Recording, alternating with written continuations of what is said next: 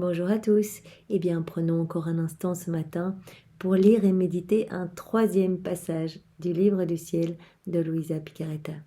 Au nom du Père qui m'a créé, du Fils qui m'a sauvé et du Saint-Esprit qui me sanctifie. Amen.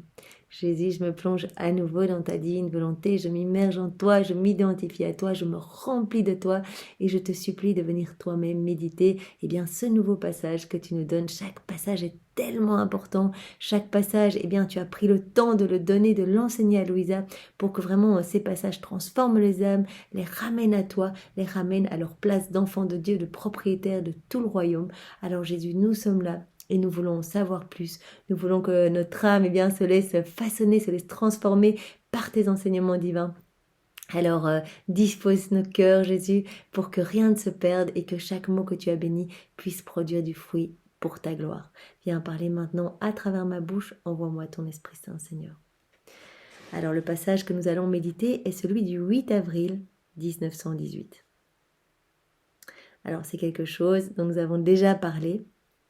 Jésus va expliquer à Louisa encore une fois la différence entre vivre simplement en union avec lui ou vivre immergé, plongé dans sa divine volonté. Nous l'avions déjà vu précédemment, mais il insiste beaucoup dans les différents volumes du livre du ciel, donc c'est quelque chose qui est important.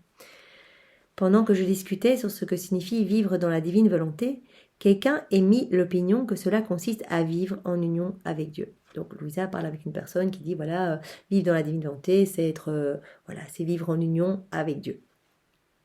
Se montrant à moi, mon toujours aimable Jésus me dit: ma fille, il y a une grande différence entre vivre simplement unie à moi et vivre dans ma volonté.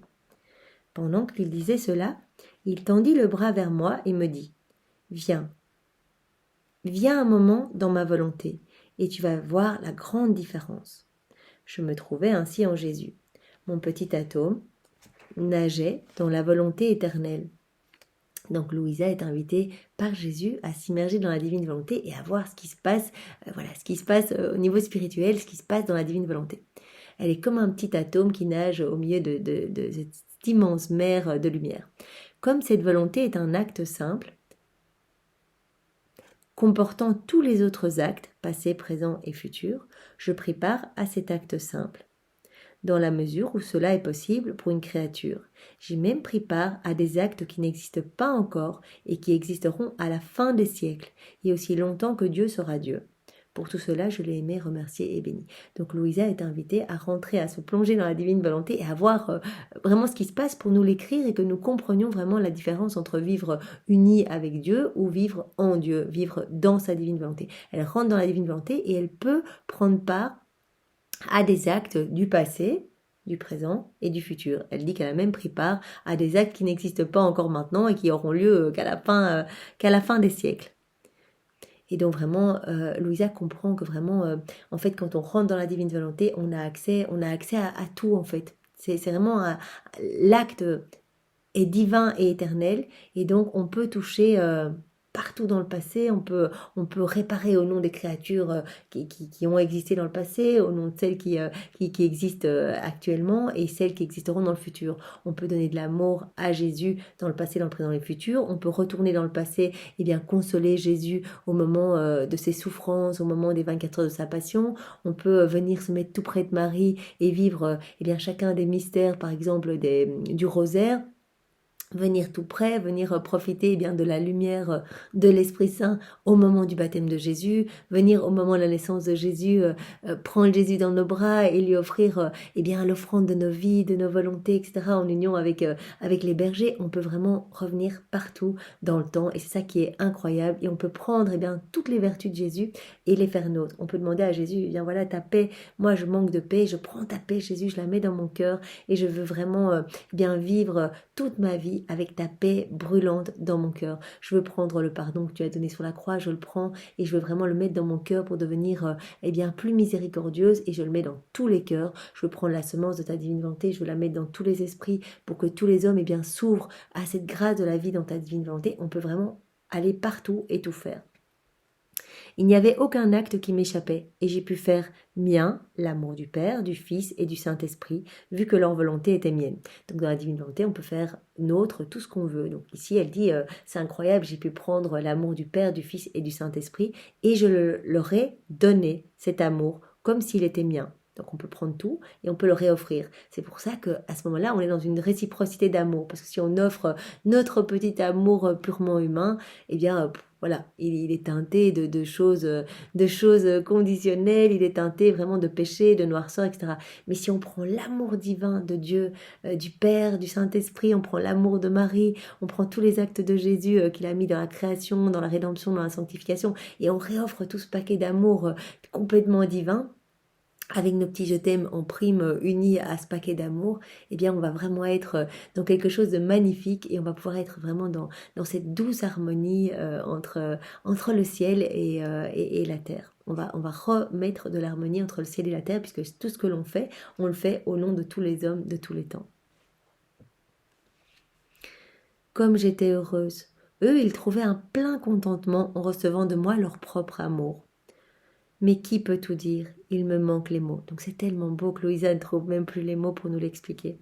Jésus béni me dit, as-tu vu ce qu'est vivre dans ma volonté? Eh bien c'est disparaître, et dans la mesure où c'est possible pour une créature, entrer dans la sphère de l'éternité, dans la toute-puissance de l'éternel, dans l'esprit incréé, et prendre part à chaque acte divin. C'est vraiment, nous sommes invités à prendre part, à rentrer vraiment dans le divin, dans la toute-puissance de l'Éternel, et à prendre part, on est vraiment invité à participer, à nous unir à chaque acte divin.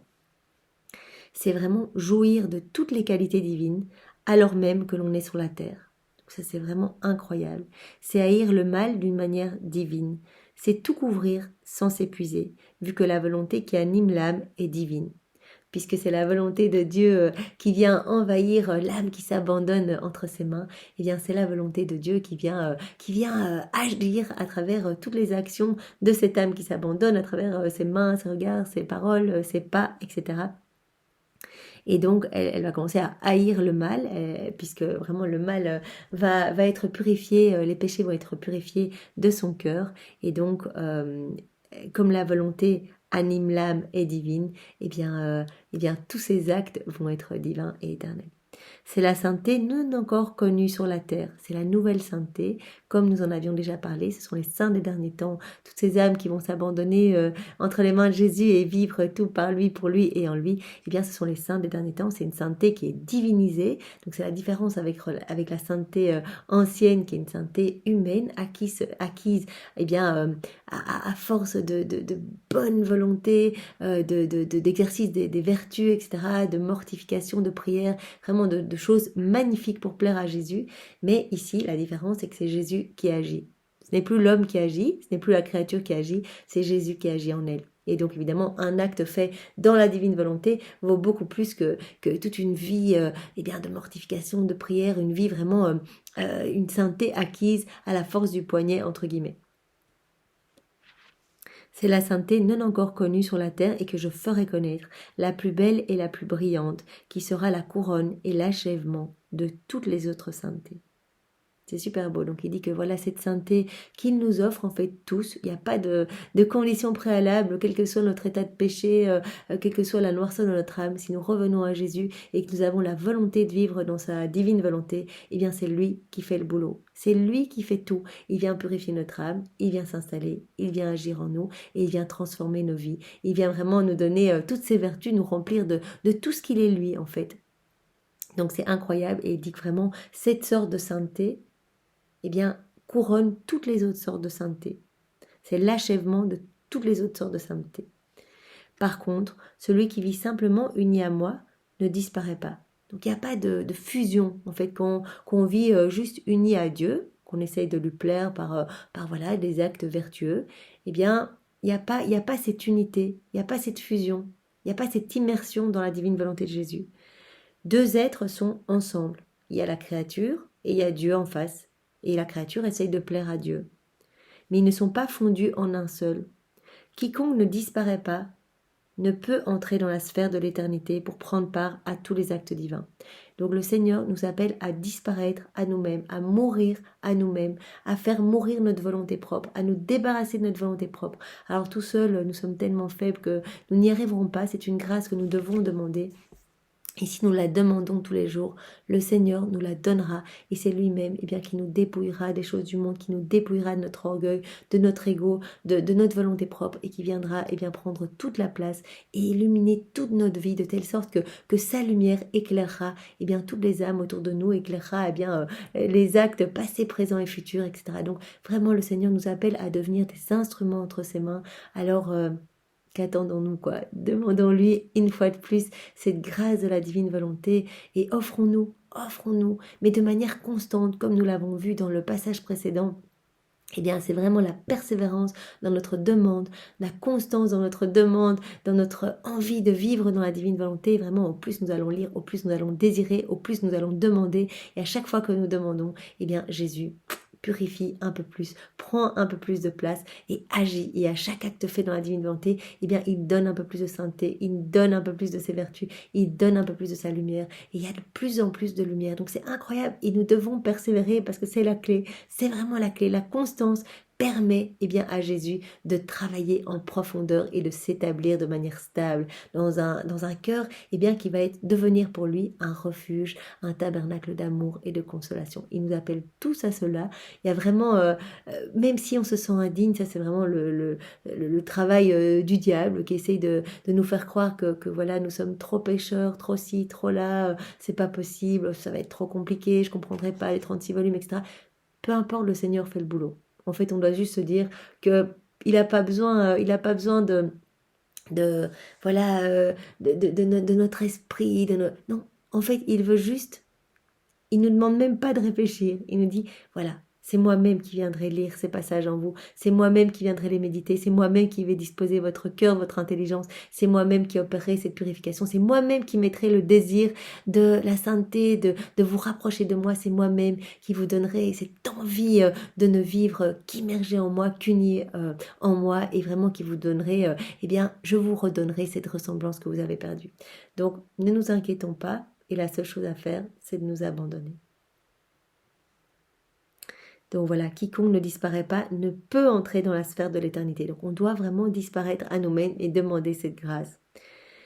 Ne peut entrer dans la sphère de l'éternité pour prendre part à tous les actes divins. Réfléchis bien et tu verras une grande différence entre s'unir, avoir Dieu devant soi, essayer de lui plaire et se fondre dans l'acte unique et éternel d'amour de Dieu et vraiment laisser Dieu en fait agir en nous. C'est magnifique et vraiment que ça nous donne une soif encore plus grande de nous unir à toi Seigneur et donne-en-nous cette grâce. Merci Seigneur avec tes propres remerciements.